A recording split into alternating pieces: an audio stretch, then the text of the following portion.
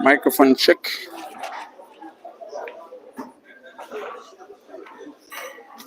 Next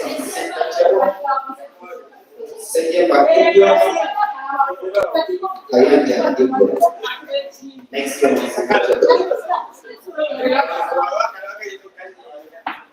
Microphone check.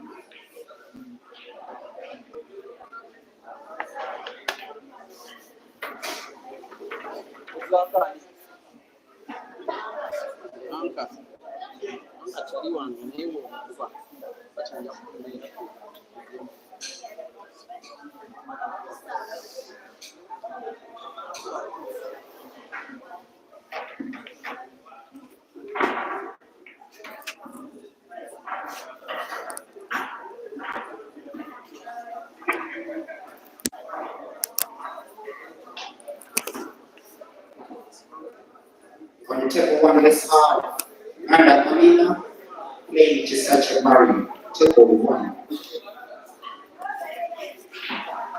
Nanda Amina. All right, once again, good afternoon. So right now I am undertaking streaming of two matches. Big game in the ladies category, that is Rukia Naiga taking on Zaimatt. Number 4, that is on Peter Chevrolet, while Kelvin Fikoti versus Jacob Mwangozi. is on break and finish live. Both matches are on YouTube because my Facebook page has issues.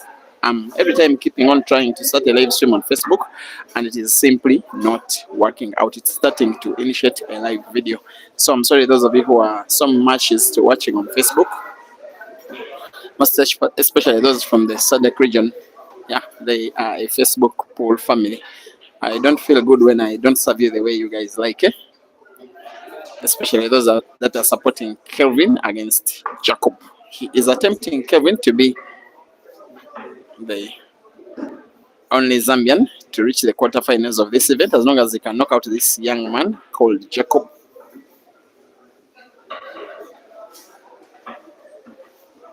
Jacob has beaten one of the bigger names. I'm just forgetting who it was.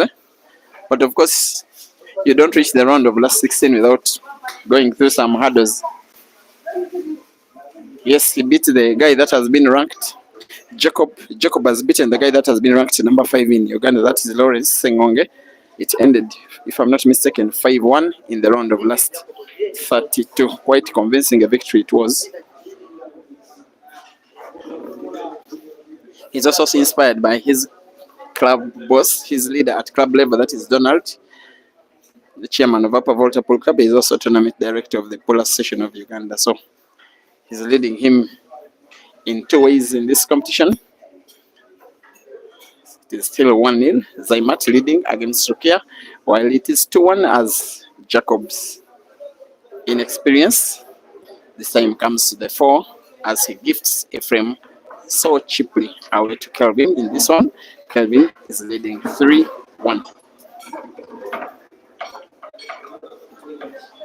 There's another big match in the ladies category. Ina Faith Nganda versus Anka Sheila.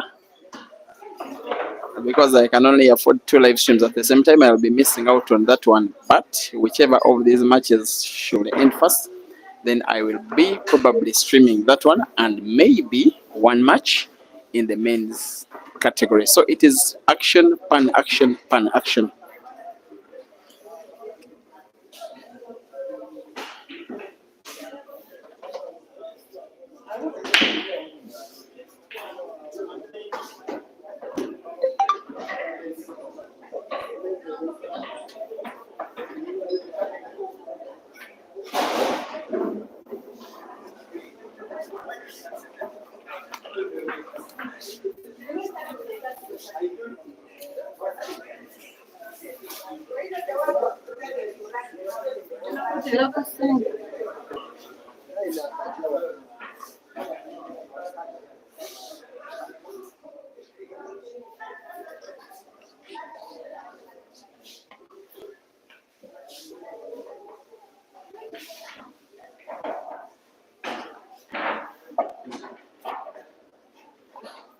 Glorious Senyanjo leads 1-0 against Ashraf Misamba.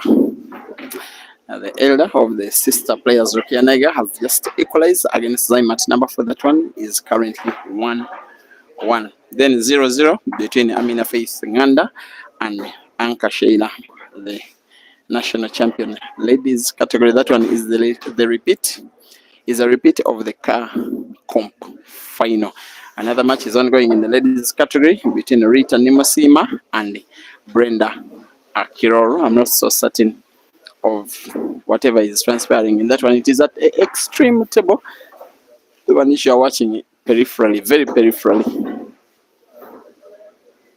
Kelvin seemingly going for a 4th here. This one shouldn't be a big problem.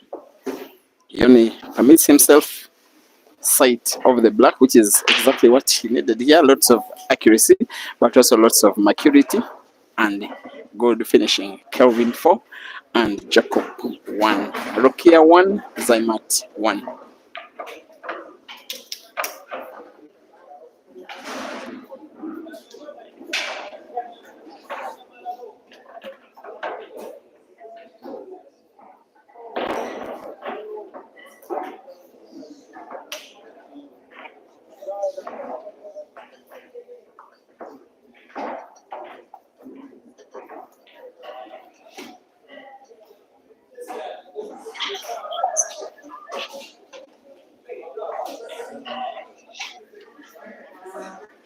Thank you for watching Valeria Crush supporting Zaimatt against Rukia. It is Zaimatt who beat Rukia's younger sister Rashida in the car competition. It ended, I think, 5-0 in the first round, Zaimatt versus Rashida. That is why maybe Rukia has more than one reason to try and beat her, not only for Rukia to qualify for the semi-finals, but also to knock out the player that humiliated her younger sister in the big cup competition. And of course, Rukia and Rashida did play up to the final of the Grand Mchana Open singles category. Rashida came number 1, Rukia came number 2. Since then, the tournament that was won in the men's category by Caesar in the singles, and yet in the doubles in the follow-up tournament that was the Super 8 comp of the ATA, it was won by Kelvin. I'm just trying to intermarry the recent history of the sport against the two matches that are happening right now.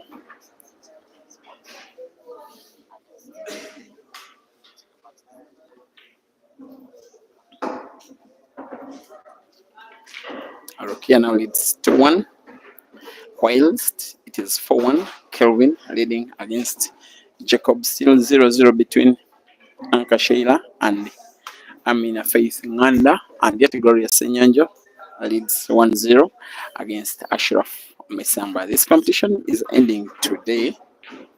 Checking on time, it's just 2:30 p.m. Ugandan time, 1:30 p.m. Zambian time. I believe that around 8 p.m. we shall be having a final, men and ladies category respectively. Yes, as early as that. The vibe at the venue is not good at all, and I'm actually not impressed, I have to say. There are some strides that have been gotten in the sport, which somehow starting to be lost. Whatever reason, the administrators have to account. The last tournament that was organized at the end of last year, by this time there was a big struggle by the organizers to try and contend with the big number of fans that couldn't be accommodated at the venue. Right now, I can see players and about 15 fans or so, and it is the day of the final. That one is a big shame.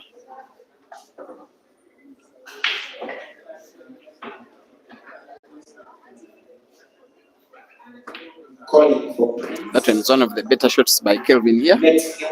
Lovely skill on the first table. It is now Kelvin 5 and Jacob 1.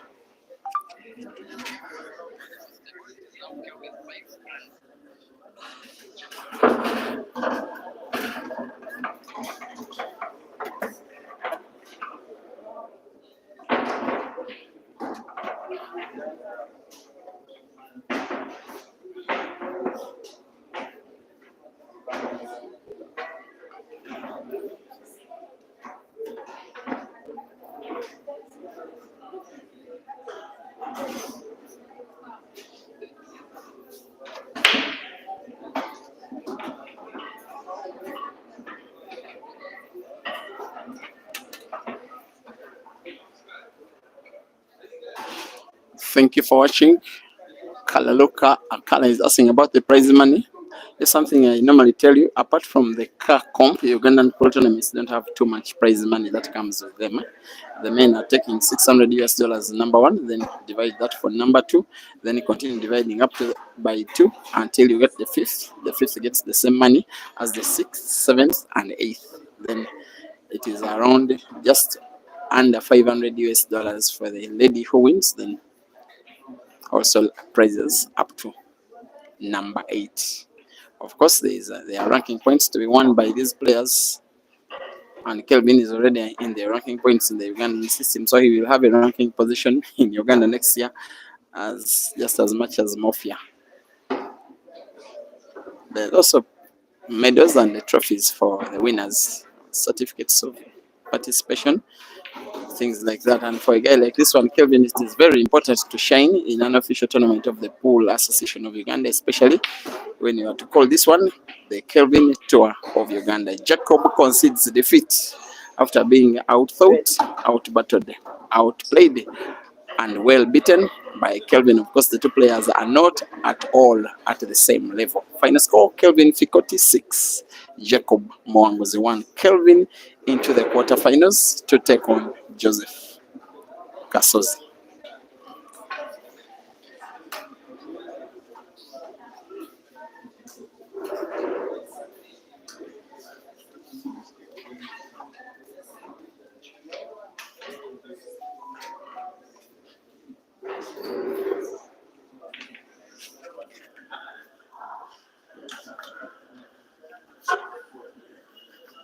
Oh, I'm sorry.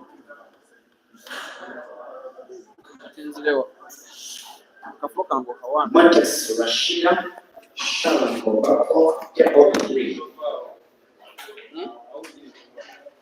Marcus Rashida, Sharon Kobako, Jacob 3.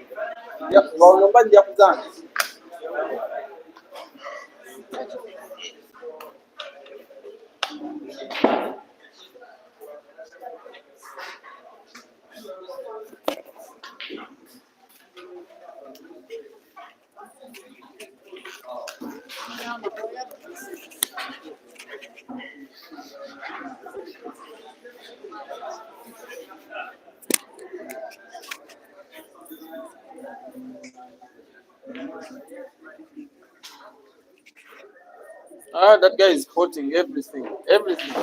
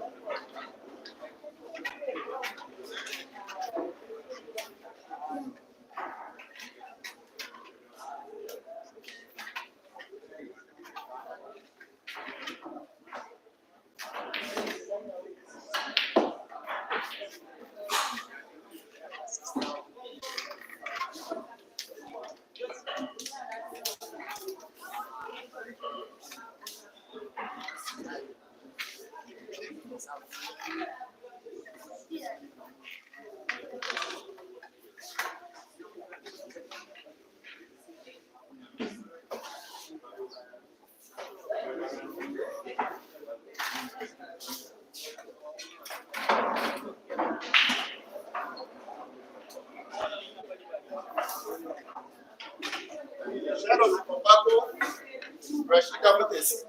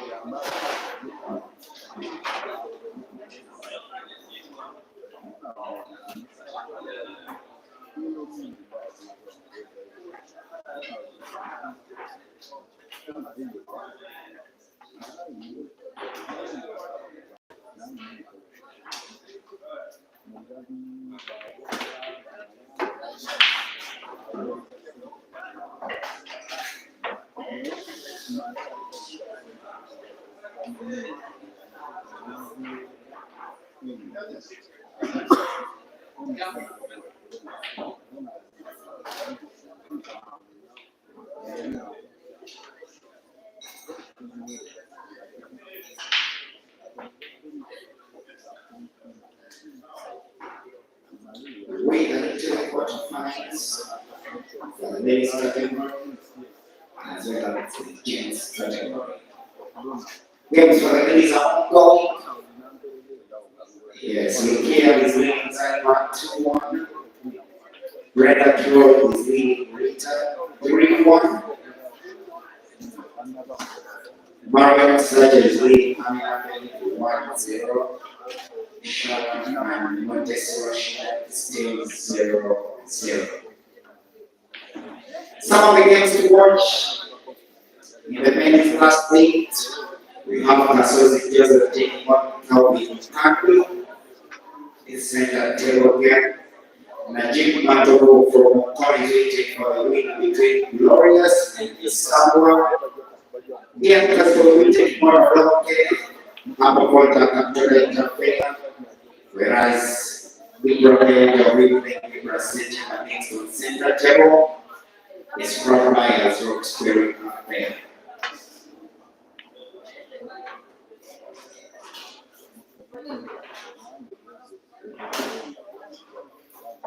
We are Lamar and it's the PAU of your championship. All the last 8 have been addressed by Goal Association. It's not 3-1 this center table, it's an angel glorious in the driving seat.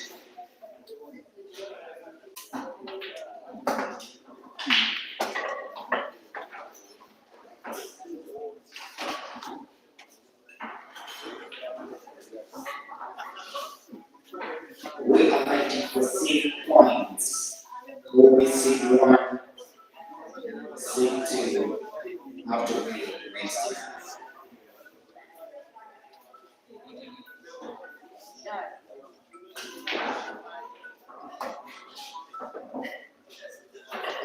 Listen, Kasozi is seed 1 officially. Don't tell you.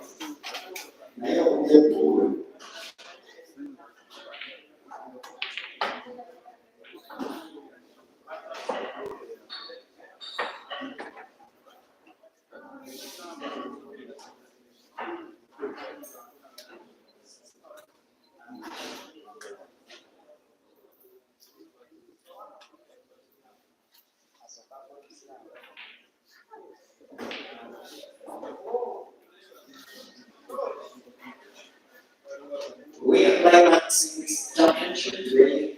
I mean, we are working on 2 big shirts with this category, a brown t-shirt, a gold medal, and a trophy. They are all for bronze tonight.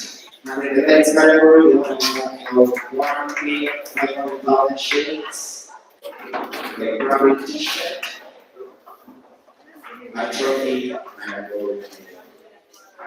We are running up to the last 8. So every player is a table.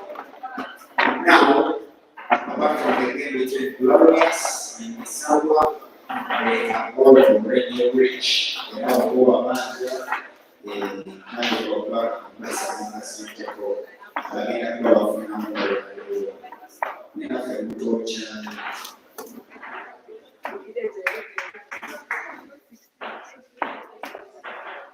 if anyone take a forward, Zaimatt 3-1, rest of 6.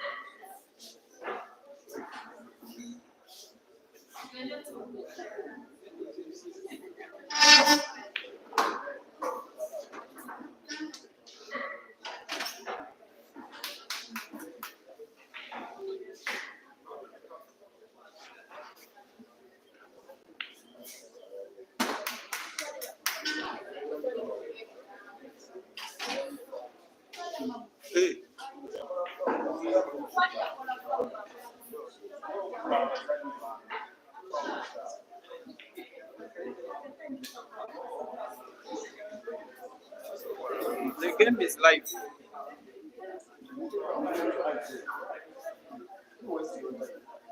Okay.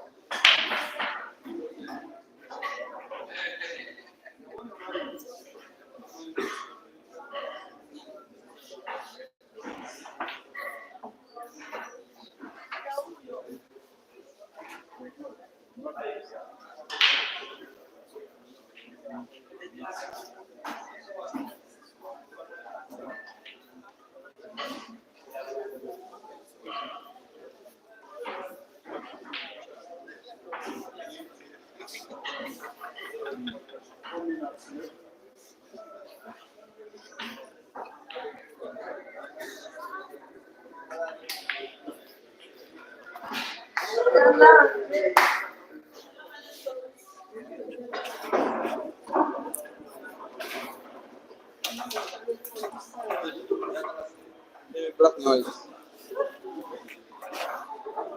Things are tight, people.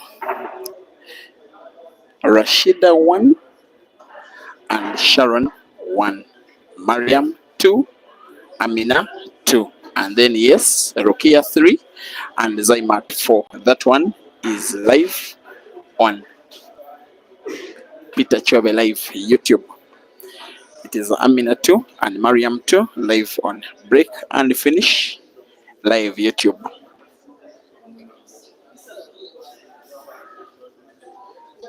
Three semi-finals ongoing in the ladies category, three quarterfinals, sorry. I've never seen it as tight as it is, and there is too much tension in the ladies playing area, even more than the men.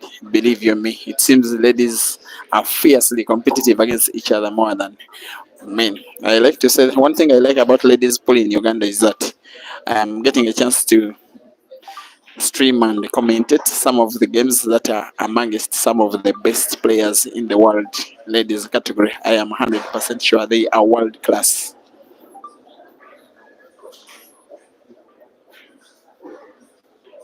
The game between Rukia and Zaimatt has maximum 3 minutes left. The game between Sharon and Rashida, I think, has just started. It is 1-1.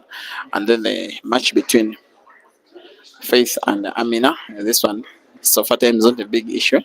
After all, they still have some time to go, and yet Yes, the scores are also level, but bigger interest will be in the match between Rukia and Zaimatt. As of now, Rukia must equalize and then win a decider, or equalize and then take the match to penalties, which he must also win, or else one of the tournament favorites will be taken down by Zaimatt, and it would be Zaimatt taking down each of the sisters in 2 consecutive tournaments of the Pool Association of Uganda. But these ladies have class. And I'm talking about Rukia. For those that are watching the Rukia game, that is world class finishing. And the umpire says time is out. That is the end of the competition for Rukia. For those that are watching the Rukia game, the umpire's opinion is the only one that matters. Rukia is saying that the umpire did not declare when the time was closing in. So Rukia was about to play the black, then the umpire said time is out. Of course, when you are looking on the outside, you may think that Rukia rightly feels aggrieved. That is something that is going to have the involvement of the tournament organizers, as you can see.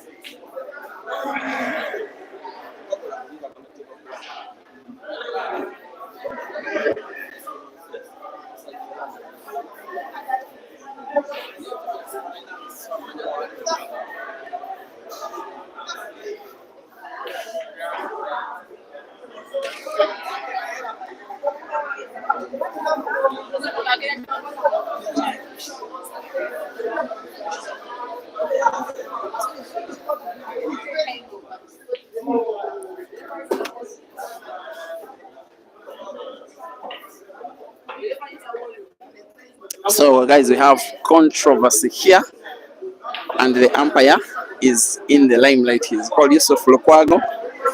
Rukia says she wasn't alerted of the remaining time. The umpire called time on as Rukia was about to play the black, which you can see. Most likely she was going to pot. Then the umpire called the time on the match, and if she had potted the black, it would have been an equalizing frame, which would take the match to penalties.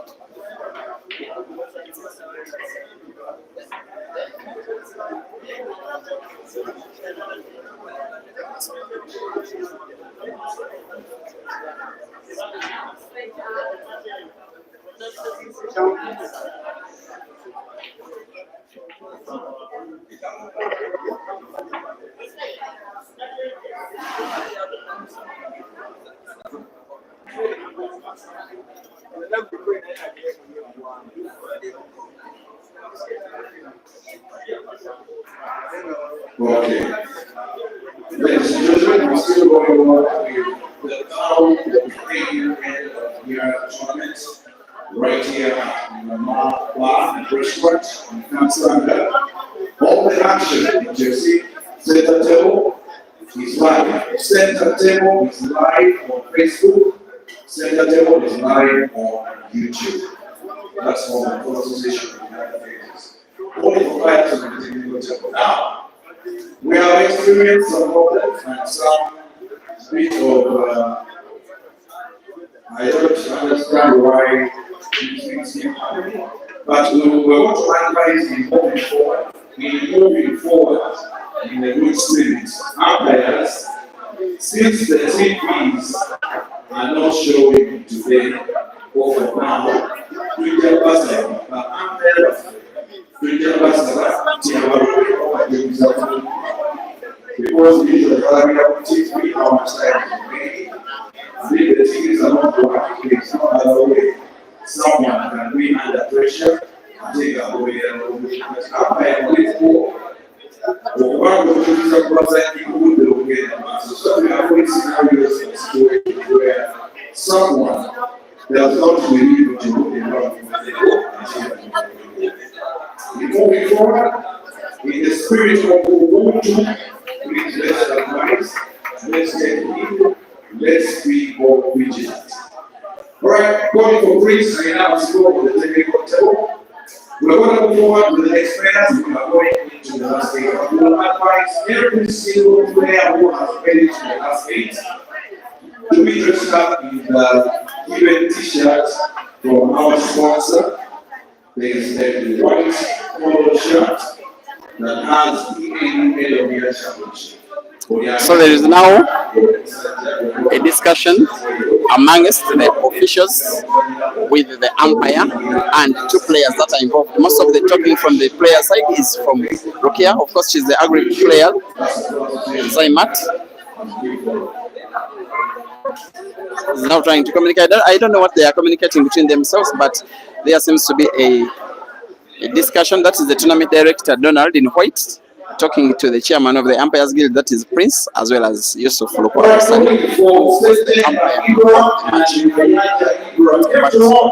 But anyway, it just looks just somehow strange that someone is playing black, like you can see. Then time is called.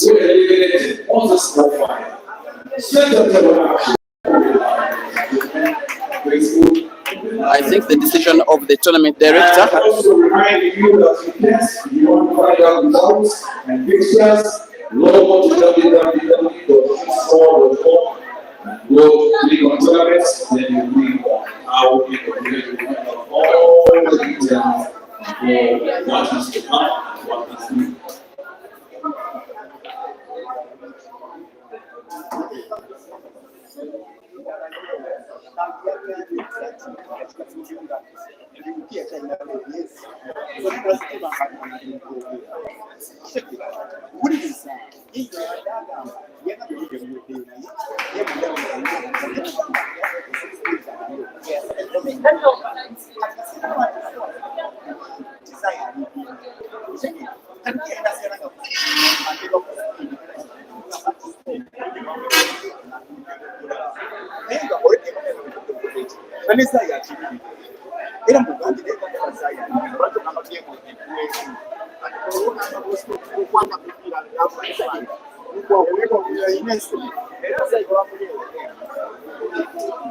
So I've just been speaking to one of the organizers. They told me that when these players, if you remember, at some point during the match, they were asked to dress up in those uniforms that are the official uniforms for players that reach the quarterfinals. Those all white colors of the polar station of Uganda. So they were added 2 more minutes, which the umpire did not factor in. So the players have been given 2 more minutes. That's why it was ruled that 2 more minutes were more than enough for Rukia to play that frame to completion. It has been won by Rukia, and it is an equalizing frame. And with 2 minutes to go, with the frame looking like this, just wait for penalties between Rukia and Zaimatt. I hope I've been clear in my explanation.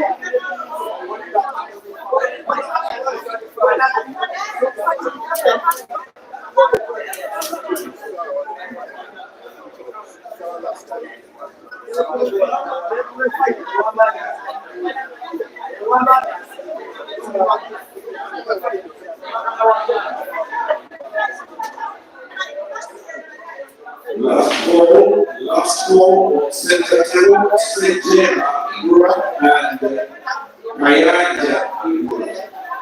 You have to watch. Umpires, once again, looking at the score, and let's be very clear, we were having difficulties with the TV. Okay? So, usually we go out see the time from the TV, but today, we have some technical difficulties, so that's the umpires. We reminding the players. Let's remind the players of the time remaining. So that they cannot be launching the door. But for some people, let them know what time to make. We remind them. Remaining for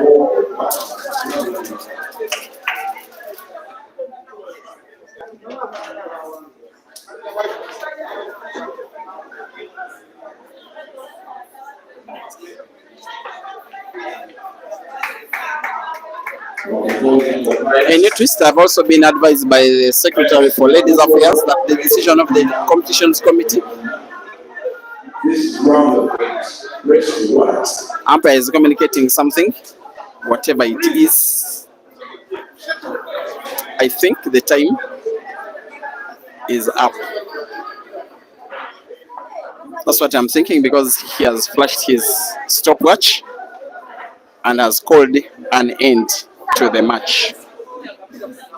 So we are having penalties. Seemingly the most exciting match, ladies category, Rukia versus Zaimatt, is ending in penalties, best of 5. All players should be done the official quarter-final T-shirt from the sponsor. The polo T-shirt with green on the collar, rest to 8. So rest to 6.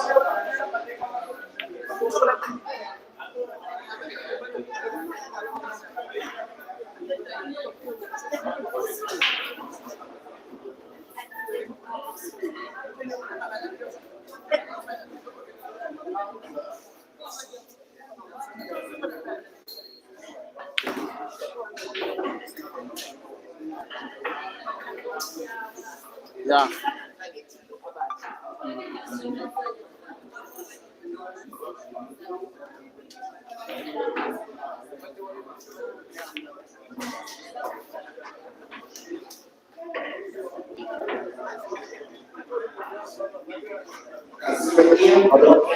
So these shots are a series of best of 5. Each player takes 5 shots. They take them in turns.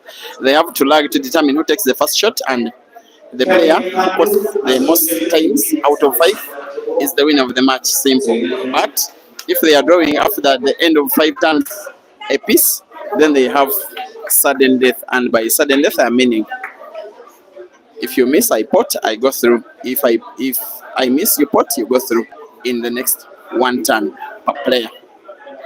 And as it turns out, players are having a discussion with the umpire. I think he's giving them instructions on how penalty spots are going to be taken. He has tossed the coin. They are deciding not to lag, and Zaimatt wins the toss. It means she is taking the first shot. Where you are seeing that yellow ball, I think it is the black spot. Yes, it is the black spot, and it is where the ball to be played is placed. And the white ball is also placed right in the middle. It's like a straight line at no angle between the yellow and the white, and it has to be a legal shot. Potting white ball makes the shot not to count. Zaimatt, one of the most gifted players in terms of potting a ball, ladies category, sinks in the first 1-0.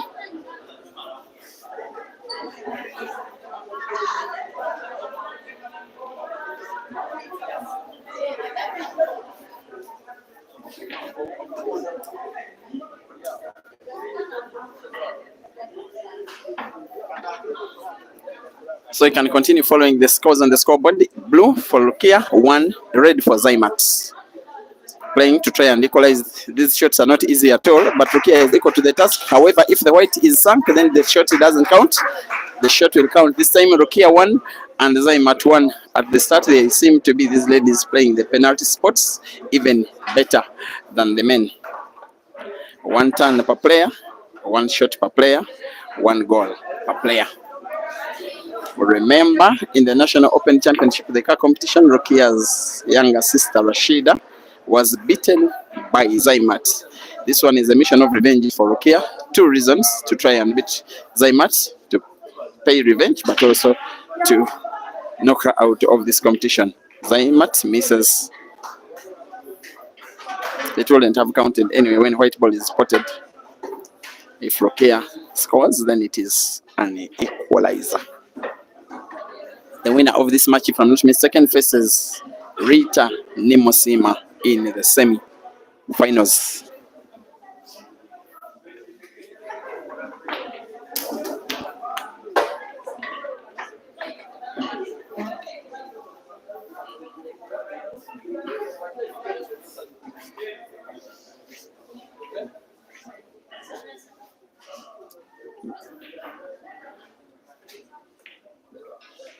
Oops. Same exact skill, same exact spot, same exact movement of the white ball. Rukia 2 and Zaimatt 1. That is pinpoint accuracy, by the way. It is 3-3 now between Amina Faith Nganda and Marion Sachi. A repeat of the car competition final, and then 5-0 between Sharon Oyenboth and Rashida Motesi. Seemingly, Rashida will play the semi-finals between the winner of the match that has Amina and Anka Sheila, currently drawing 3-all. Too close to call that one, which is also live on Break and Finish Live YouTube. Zaimatt will not utilize. It's supposed to be a straight shot. That one doesn't count. After all, even white ball is spotted. It remains 2-1, and yet Zaimatt has taken 1 extra shot. She has spotted 1 Zaimatt out of 3.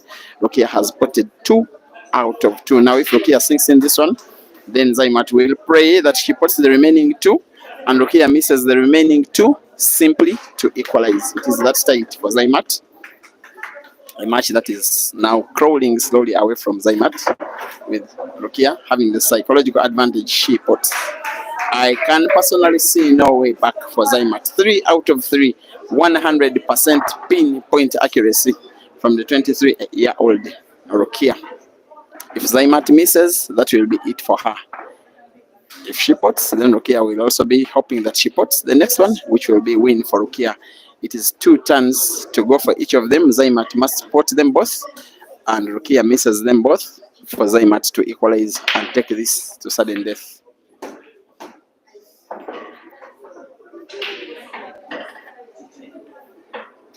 Zaimatt to shoot and try to keep herself alive in the tournament. She lost 2 penalties in the car competition last year to Rita, the winner of the first car. She's about to lose 2 penalties to the winner of the second car competition, Rukia, again in penalties, but in a different competition. And seemingly very frustrated, before even taking the last shot, Zaimatt concedes the match. She says, I'm no longer in the mood to play. She concedes the match that has been marred by a little bit of controversy. That one will be embedded in the history of the sport. Result 4-4 in normal play, and on penalties, Rukia wins 3-1.